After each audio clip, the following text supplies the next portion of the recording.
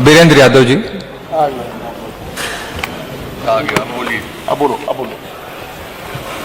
माननीय अध्यक्ष जी, मैं अपने नेता विरोधी दल जी के बातों से संबद्ध करते हुए, लालजी वर्मा साहब के बातों से संबद्ध करते हुए ये कहना चाहता हूं कि ये बजट किसान विरोधी, नौजवान विरोधी, पिछड़ा विरोधी, दलित विरोधी ये बजट, इस बजट में नौजवान एक तरफ जब रोजगारी बेरोजगारी के मार झेल रहा हो तो निश्चित रूप से प्रदेश के युवाओं को बहुत उम्मीद थी कि शायद ये बजट रखा जाता तो निश्चित रूप से युवाओं का नौकरी से लेकर तमाम ऐसी व्यवस्था इस बजट में की जाती, लेकिन ऐसा संभव नहीं हुआ।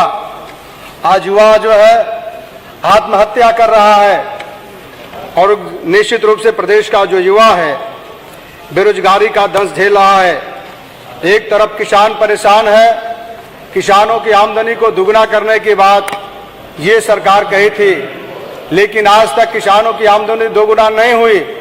जो उसकी लागत का मूल्य है वो भी नहीं मिल पाता, समय से डाई यूरिया भी समय से नहीं मिल पाती और कहीं न कहीं उसका मूल्य भी काफी बड़ा होता है। जो उसका लागत का मूल्य है, आज जो गेहूं क्रय केंद्र है, गेहूं क्रय केंद्रों पर किसानों की खरीदारी नहीं हो पा रही है। आज इस प्रदेश के अंदर किसान बहुत परेशान है। इसलिए मैं आपके माध्यम से कहना चाहता हूं कि जो उसका समर्थन मूल्य रखा गया है वो बहुत ही कम है। माननीय अध्यक्ष जी, आपके माध्यम से मैं सरकार से मांग करता हूं, जो किसानों का समर्थन मूल्य है, गेहूं का समर्थन मूल्य है, धान का जो समर्थन मूल्य है, उससे जो है किसानों का भला होने वाला नहीं है। मैं सरकार से मांग करता हूं उसके मूल्य को बढ़ाने का काम करें। एक तरफ जो बेरोजगार युवा है, जब अखिलेश यादव की सरकार और इस प्रदेश के अंदर जब भारतीय जनता पार्टी की सरकार बनी थी 2017 के बाद, बेरोजगारी का जो आलम था CMI के रिपोर्ट के अनुसार 2.4% था। 2021 में ये बढ़कर 4.8% हो गया, यानी कि बेरोजगारी बढ़ी है।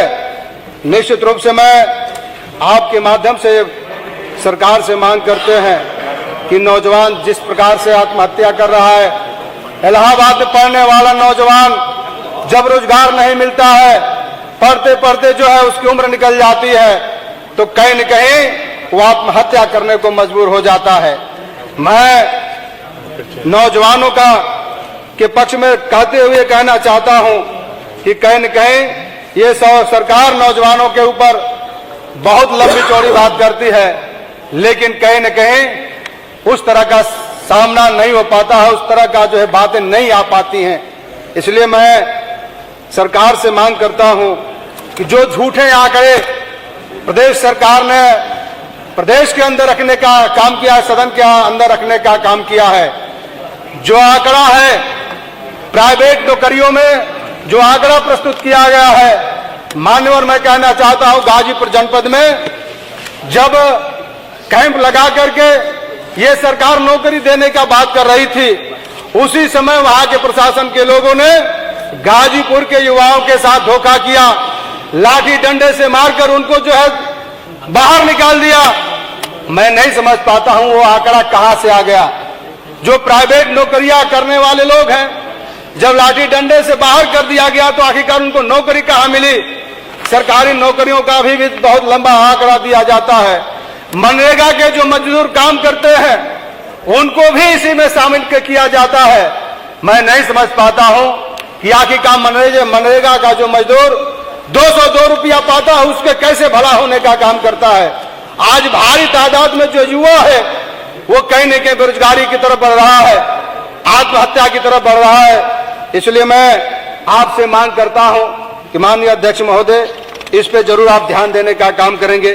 चूंकि आपने समय कम दिया है, इसलिए मैं चाहता हूं कि अपने क्षेत्र की समस्या भी इस पटल के माध्यम से रख दूं। मेरे माननीय अधिष्ठाता महोदय, मैं अपने विधानसभा जंगीपुर की हमारी तमाम ऐसी सड़कें हैं जो काफी जर्जर हो गई है। कुछ ऐसी सड़कों पर भी मैंने धरना दिया था, लेकिन आज तक उस सड़क पर एक भी काम नहीं हुआ।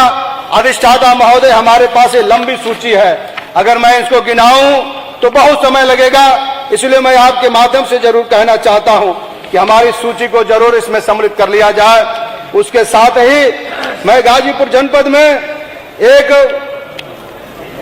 बस अड्डा की मांग करता हूं, जो पूर्वांचल एक्सप्रेस बलिया, गाजीपुर, मऊ और गोरखपुर को जोड़ने वाला जो 4 लेन का लिंक है, अगर उसके बीच में भाड़सर में एक बस अड्डा मिल जाएगा तो कहीं न कहीं से लखनऊ से लेकर पूर्वांचल एक्सप्रेस और बनारस से लेकर गोरखपुर का